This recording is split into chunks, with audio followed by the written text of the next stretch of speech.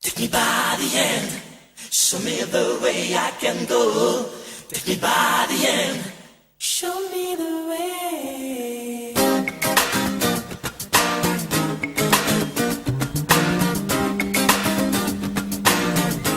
Christian, tantôt tu as parlé, si tu veux, tu as évoqué une série d'activités que tu as réalisées avec des jeunes à tes débuts. Est-ce qu'il y en a une qui t'a marqué particulièrement? Et si oui, laquelle?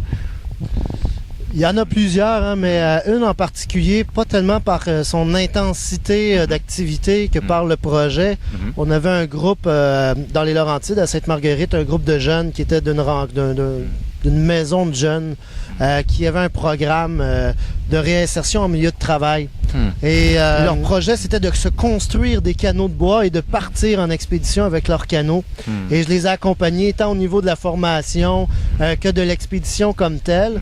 Et on a été faire des sorties d'une semaine avec leur propre canot. Alors, c'était de voir la fierté là, du début du travail de ces jeunes-là, de l'apprentissage qu'ils avaient fait technique du canot aussi, et l'expédition, le vécu qui est la grande fête au bout. Alors ça, c'en est une plus particulièrement. Et je pourrais te raconter des mésaventures en motoneige avec des groupes de Français assez palpitants. Ils découvraient la neige. Oui, la neige, le froid et les bris de la mécanique aussi. Non, mais c'est vraiment excellent. Tu crées avec ta compagne Coriolis Aventure. Oui. Mais c'est pourquoi Coriolis Aventure? Est-ce qu'il y a une signification derrière ou Quand on a démarré une entreprise, le nom, c'est toujours un dilemme et un questionnement. On a cherché, on a lu toutes sortes de trucs. Et on s'est rendu compte qu'il y avait beaucoup de choses qui tournaient autour des grands vents. Il y a des compagnies d'aventure qui vont porter le nom des grands vents. Coriolis, en réalité, c'est la force d'impact de la rotation de la Terre sur les corps en mouvement au-dessus. Les grands vents, les courants marins. Donc, il y a une influence sur notre météo, entre autres. Alors, et c'est une force immuable qu'on ressent pas, mais qui est là, qui est significative, autant en ingénierie qu'en météo, que dans d'autres domaines. Alors nous, c'était ça, on voulait être une petite force significative, toujours présente, de déviation qui ramène peut-être les gens vers des choses qu'ils n'ont pas connues. Alors, découvrir des choses.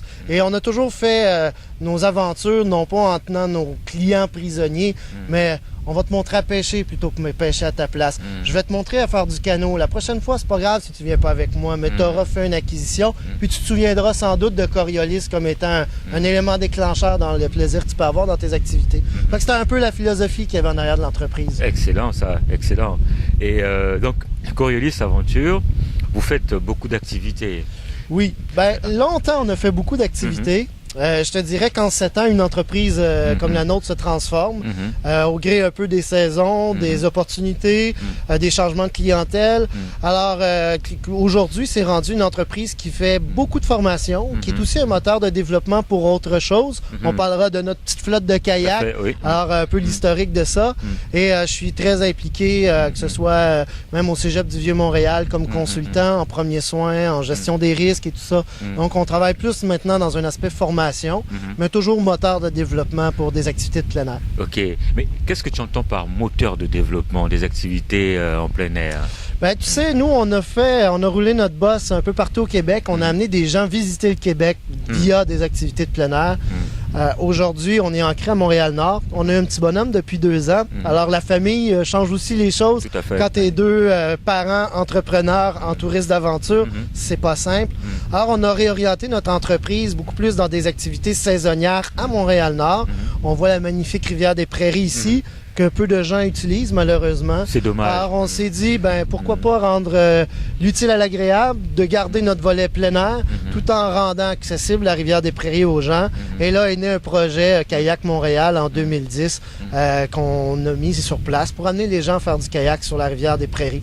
Alors ça, c'est un moteur de développement. Ça a permis de développer une nouvelle entreprise, Tout à fait. de créer un autre emploi supplémentaire.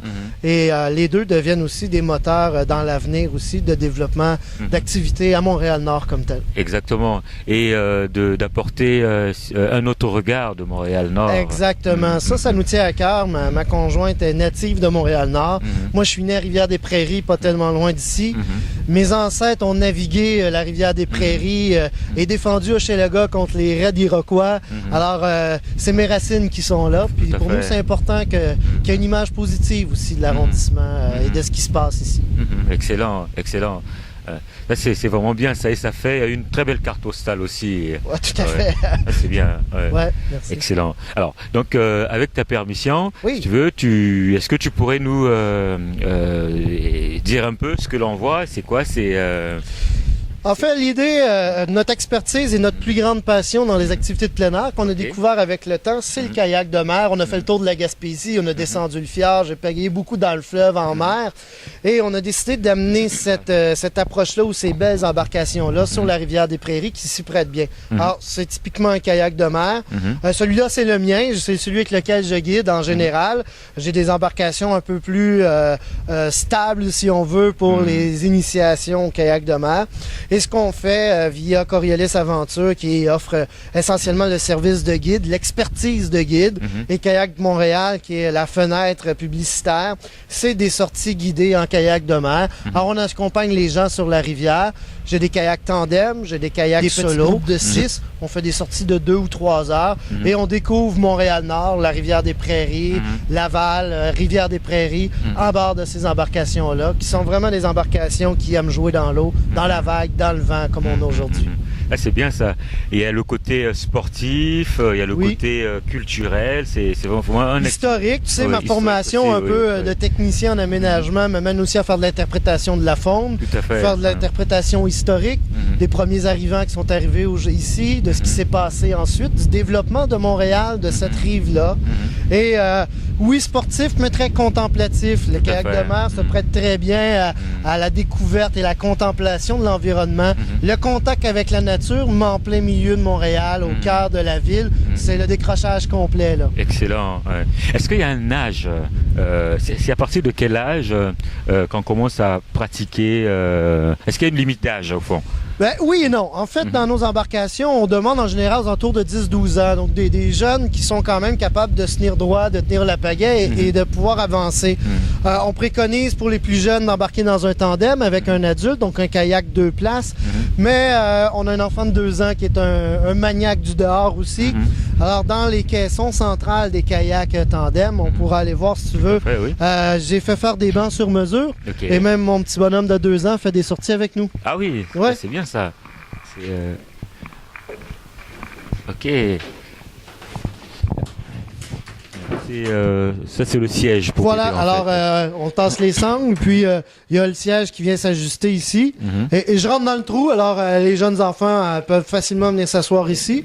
Et avec leurs parents, ça leur permet de faire une sortie eux aussi. Fait qu'il y a une limite d'âge peut-être pour pagayer pour l'activité sportive, mais les plus petits peuvent nous accompagner aussi. Mon jeune de 2 ans peut passer 3 heures assis là-dedans à contempler la rivière, il adore ça. C'est excellent ça. Et c'est en quel matériau? On a pris les embarcations qui sont en plastique. Ça se fait en fibre de verre, en Kevlar même. On voulait des embarcations qui nous inquiétaient pas trop. On est encore en stade de développement ici d'infrastructures, d'un quai, tout ça. Alors les frotter sur la roche, ça ne nous dérange pas trop.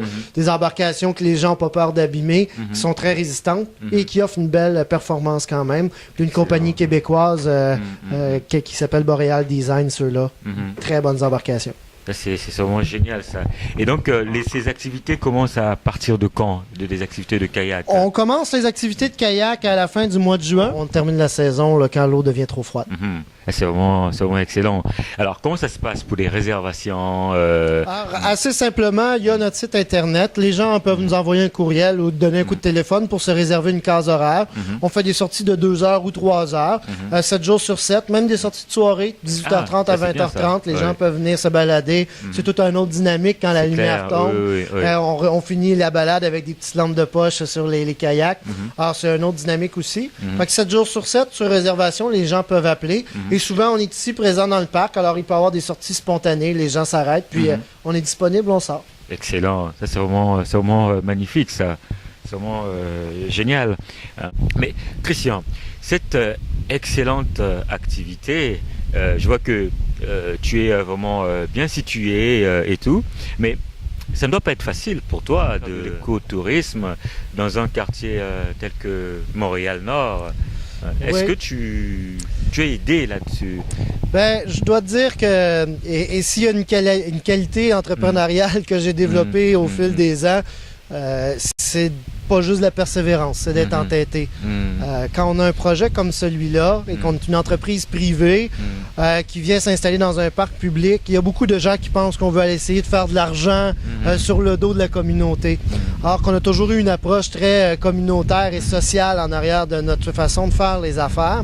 Et ça n'a pas été simple. Hein? Le projet de Kayak Montréal a été lancé en 2010. Ça a pris 2 ans avant de pouvoir nous installer notre petit conteneur ici, les kayaks. Aujourd'hui, de par des pressions au niveau des citoyens, de par aussi une prise de conscience des gens qui ont un peu plus de pouvoir dans les affaires publiques, voient qu'il y a une valeur, une plus-value pour la communauté. Et là, il semble commencer à y avoir un intérêt. Mais tu sais, c'est 4 ans de travail pour arriver à conscientiser les gens à l'importance d'activités comme celle-là et d'autres qui pourraient se développer autour pour une communauté, même comme celle de Montréal-Nord, qui a souvent réputation d'avoir des problématiques de pauvreté et autres. Mais la force d'une communauté, c'est aussi parce qu'elle peut se doter en termes de loisirs et d'activités, que ce soit sportives ou culturelles, sociales, etc. Ouais. Donc, oui, ça a été un dur travail, mais en affaires, il n'y a pas de solution. Il faut être persévérant quand on a une bonne idée et qu'on y croit. Il faut pousser, puis ça finit par débloquer. Exactement. Lentement, mais sûrement. Petit train va loin. Surtout quand il y a un gros besoin. Oui, ben, c'est sûr. Puis les gens, tu vois la piste cyclable en arrière, les gens passent ici, voient ça. Juste, même ceux qui sont pas intéressés à faire du kayak sont contents de voir qu'il y a quelque chose qui se développe au cœur de leur arrondissement. Puis une image positive d'activités qui peuvent se faire. Puis se réapproprier les berges, les rives. On parle de développement durable, d'environnement.